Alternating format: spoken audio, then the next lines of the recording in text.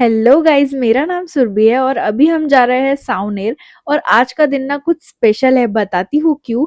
सबसे पहले हम सावनेर के एक इंस्टीट्यूट में आए थे, कुछ वीडियो से रिलेटेड डिस्कशन करना था इसीलिए। फिर घर निकलते समय हमने फ्रूट्स वगैरह ले लिए, और जो मैं बोल रही थी कि आज कुछ स्पेशल डे है वो ये कि आज हमारा ट्रक आने वाला है। इसीलिए अभी 3 बज चुके हैं और 4 बजे आने वाला है ट्रक।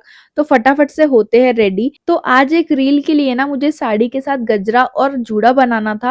और जब हम सावनेर से निकले तो आधे रास्ते में आकर मुझे याद आया कि गजरा लेना है, तो मैंने इन्हें बोला, पर ये रिटर्न चले ही नहीं। अब बोल रहे थे कि फ्रिज में तो गजरा रखा हुआ है, और जब घर आके हमने देखा तो वो गजरा ना सड़ा हुआ था, इसीलिए मैं इनको दिखा रही थी।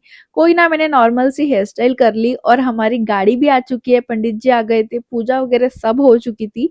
तो अब चलते हैं, और अड़ोस पड़ोस में भी ना मिठाइयाँ बांटनी थी, और आज सब कुछ इतने अच्छे से निपट गया है। तो चलो, जय श्री राम बोल के व्लॉग को करते हैं यही एंड, मिलते हैं नेक्स्ट व्लॉग में। Bye bye.